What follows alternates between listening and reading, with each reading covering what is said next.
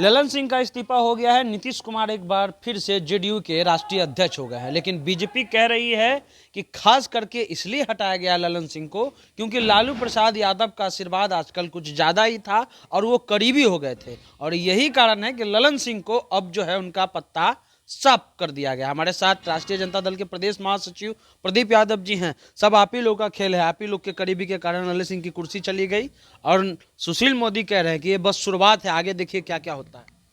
देखिए, सुशील मोदी जी अनर्गल बयानबाजी के लिए जाने जाते हैं। उनका काम है केवल लालू जी के बारे में बोलना, शुरू से ही, क्योंकि लालू जी पर ही बोल बोल के उनका राजनीति चलता है। और जो आप देख रहे हैं, ये तो आने वाला 2024 का लोकसभा चुनाव की तैयारी के लिए सब पार्टी अपने अपने मजबूत लीडरशिप को खड़ा करता है। और चूंकि लड़ाई है, इसका मजबूती से लड़ना है, तो नीतीश जी अपना उस पार्टी का कमान संभाले हैं। चूंकि बिहार में 40 का 40 सीट जीतने का लक्ष्य है हम लोगों का। और ये जो प्रोपेगेंडा करने वाली बहुत सा मीडिया ऐसा है, चैनल, जो एक पक्ष का समर्थन करती है, गोदी मीडिया जिसको कहते हैं हम लोग, और तरह तरह का छोटे बड़े हर बात का बतंगड़ बनाने का काम करता है। यानी बतंगड़ है, 100% बतंगड़ है। और पूरी तरह से इंटैक्ट है इंडिया गठबंधन।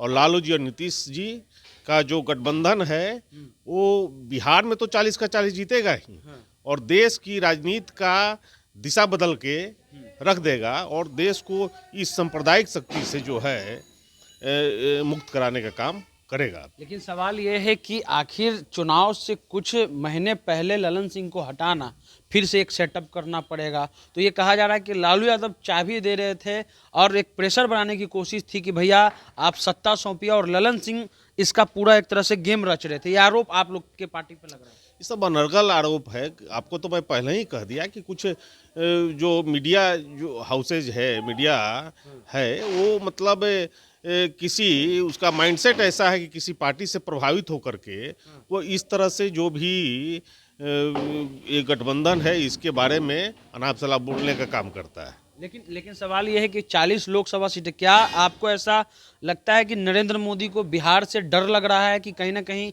बिहार नुकसान कर देगा, क्योंकि लालू प्रसाद यादव डरने का नाम नहीं ले रहे हैं मोदी से?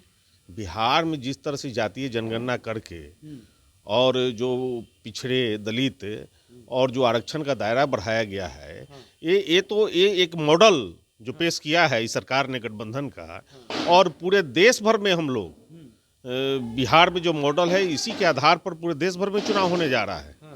और बिहार के मॉडल पर चुनाव जो होगा, उसमें ये लोग पत्ते की तरह उड़ जाएंगे, कहीं नहीं टिक पाएगा। आप कह रहे हैं कि मंडल भारी पड़ेगा? हाँ, निश्चित रूप से पूरा पिछड़ा दलित और जो अल्पसंख्यक कमजोर वर्ग का जो ध्रुवीकरण गोलबंदी होगा, और तो इसमें कहीं कोई लोग नहीं रह जाएगा।